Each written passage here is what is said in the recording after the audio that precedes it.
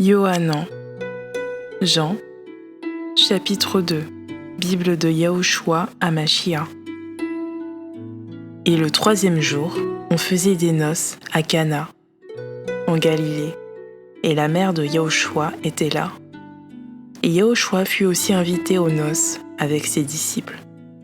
Et le vin, ayant manqué, la mère de Yahushua lui dit : « Ils n'ont plus de vin. » Yahushua lui dit : « Qu'y a-t-il entre moi et toi, femme ?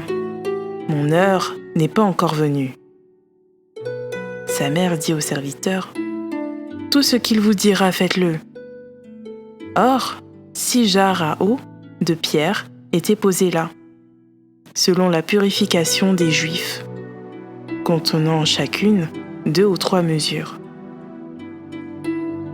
Et Yahushua leur dit : « Remplissez d'eau ces jarres à eau. » Et ils les remplirent jusqu'en haut.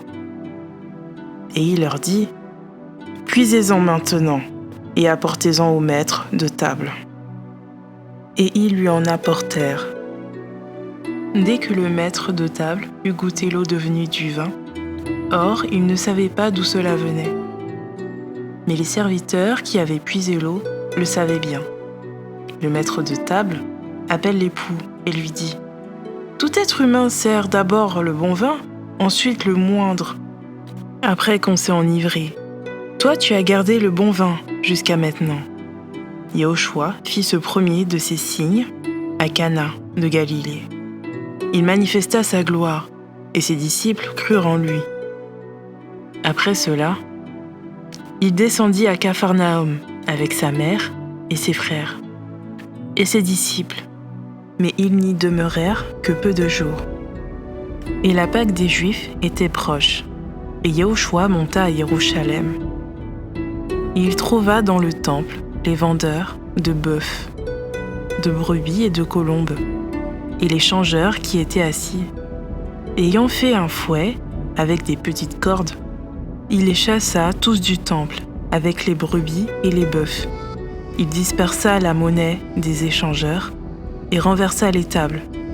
Et il dit aux vendeurs de colombes : « Ôtez ces choses d'ici.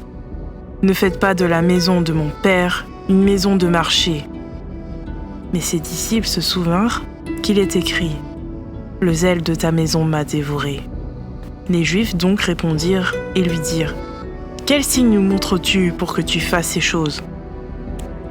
Yahushua répondit et leur dit : « Détruisez ce temple, et en 3 jours, je le ressusciterai. » Alors les Juifs dirent : « Ce temple a été bâti en 46 ans, et toi, tu le ressusciteras en 3 jours ?»